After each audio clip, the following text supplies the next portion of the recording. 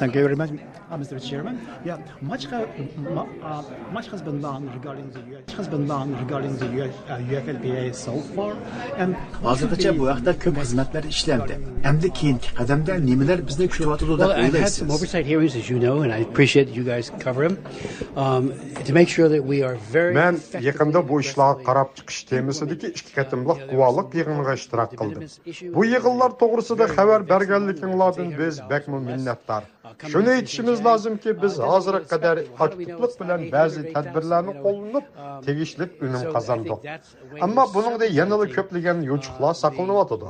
Masalan, Şinjandan kelgan mahsulotlarning bahosi 800 Amerika dollaridan tuvan bo'lsa, Amerika tamojnisi uning majburiy emgak bilan bo'lgan munosabatini tekshirmaydi. Bu tovarlarning haqiqiy qiymatini qanday bilamiz? Bu bir masala. Buningdan boshqa biz yana ikki masalaga zehn qo'yishimiz lozim. Biri Xitoydagi ichki a'zolar savdosi. Buningda yoshlar muhim salmoqni egallab o'tadi. Bu hol hozir Uyg'urlar, Tibetlar va Falun Gong murtbur duch kelayotgan bir zo'r fojia bo'layotdi. Bu jihatda Uyg'urlarning ahvoli hozir bakmi ichinishlik bo'layotdi. Bundaqcha aytganda bu ishlarni natsistlar davridagi qabohatlarga o'xshatish mumkin.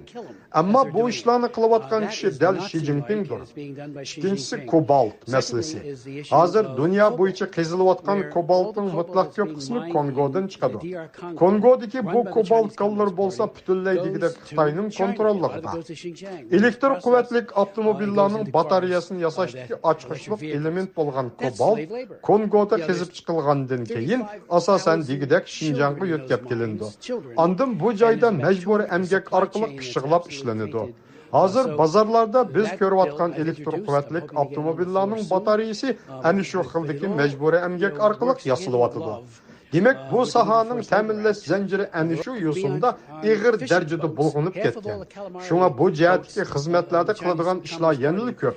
Yakında Uygurlarning biliqçilik sahasida mecburi emgak silinayotganligi ko'plab ma'lum bo'layotir.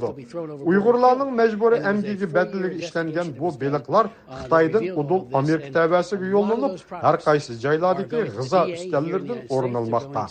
Men bu to'g'risida u shirkatlarga ochiq maktub yo'llab surishti qilgan edim. Ammo hozirgacha ulardan biror javob kelmadi. Uyghur population, and I haven't gotten an answer yet. Okay, yeah, thank you. Yeah, and as you may know, the solar panel makes very.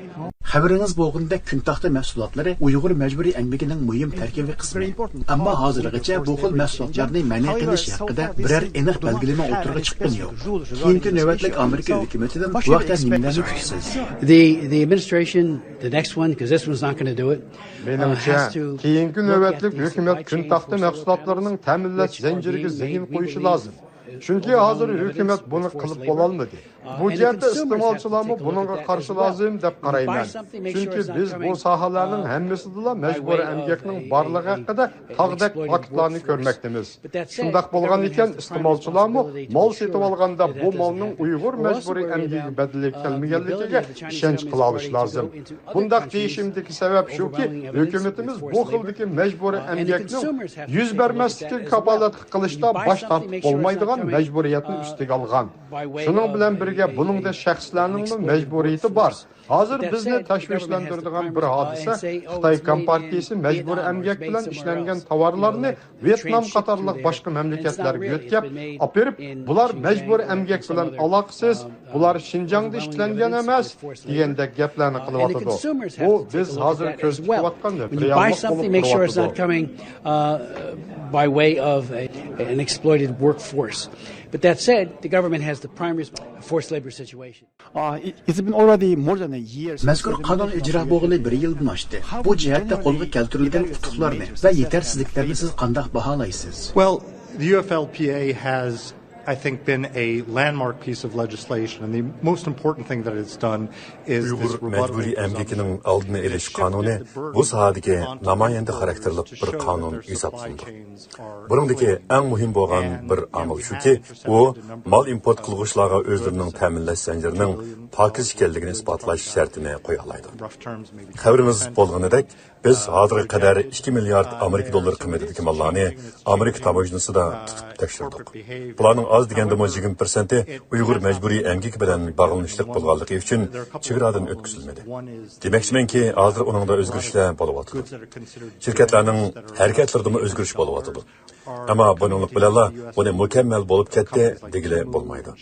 Qaraydigan bo'lsak, hozir Timo va Shein qatorliq shirkatlarning 800 Amerika dollaridan tuvan qimmatdagi tovarlari tekshirishsiz o'tib ketyapti. Yana bir masala shuki, hozir Uyg'ur majburiy emgaki bilan bog'lanishliq bo'lgan nurg'un shirkatlar va korxonalar Amerika hukumati e'lon qilgan qora tizimlikka kirgizilmagan. Mushu sababdan Amerika tamojna va chegara qo'g'dash idorasi texnik ko'p ishlarni qilishga ojiz kelyapti. Hozir garchi siz ta'minlash zanjiri pokiz bo'lgan yo'llardan setib olgan tovarlarmi amaliyotda Uyg'ur majburiy emgaki badaliga ishlangan mahsulotlar bo'lib chiqyapti. Masalan, olsak, Yevropa va boshqa joylarda setilayotgan kun taxta mahsulotlari dal shundoq bo'lyapti. Shunga biz bugungi yig'inda Germaniya, Ispaniya, Kanada qatorliq davlatlar bilan Uyg'ur majburiy emgaki masalasida texnik keng doiralik hamkorlik tuzishning zarurligi haqida to'xtaldik. Hozir Amerika bu jihatda eng oldida menyapti. Buningga masalda bir qism xalqaro ovoz qo'shishlarni o'tirg'i chiqyapti. Bular ish ochganda Xitoyga bo'lgan besim ig'irlasa, Xitoy kompartiyasi ba'zi islohotlarni qilishi, shuning bilan Uyg'urlarning ahvolidami ozdir ko'pdir yaxshilanishlar bo'lishi mumkin. Ammo hozir qadar biz texi bu jihatdagi biror haqiqiy o'zgarishni ko'rmadik.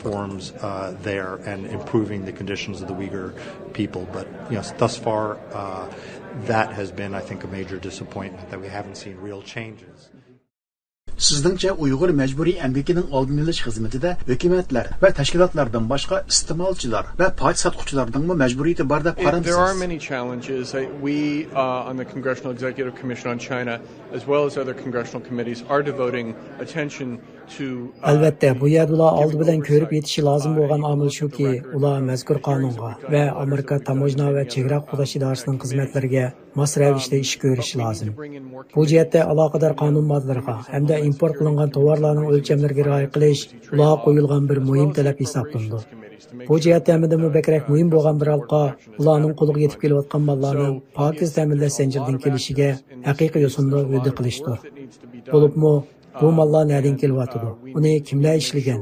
Deganlar har qachon yodimizda bo'lishi lozim. Shunga biz Xinjiangdan kelgan hamda majbur emgak qilib bog'lanishib bo'lgan mahsulotlarning tizimligini turg'izib chiqdik. Ammo hozirgi bir cho'ng masala bu xil shirkatlarga qaratilgan mufattishlik xizmatlari doim ishonchsiz bo'lib qelyapti.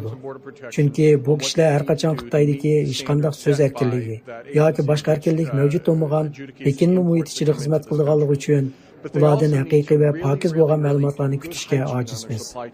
Hozir nurg'ulg'an parcha sotuvchilar va shirkatlar o'zlarining ta'minlash zanjirining pokiz ekanligiga va'da qilishi zarur bo'lyapti. Shundoq bo'lganligi uchun hamma soha mush nishon bo'yicha ish ko'rishga tirishyapti. Qachonki bu ish qochganda bu shirkatlar yoki parcha sotuvchilar o'zlarining qonun bo'yicha ish ko'rayotganligiga, shuningdek iste'molchilarni ta'minlayotgan mallarning pokiz bo'lishiga nazoratchi bo'la oladi. So in this case, we have researched that products that come in from the Xinjiang region of China and associated entities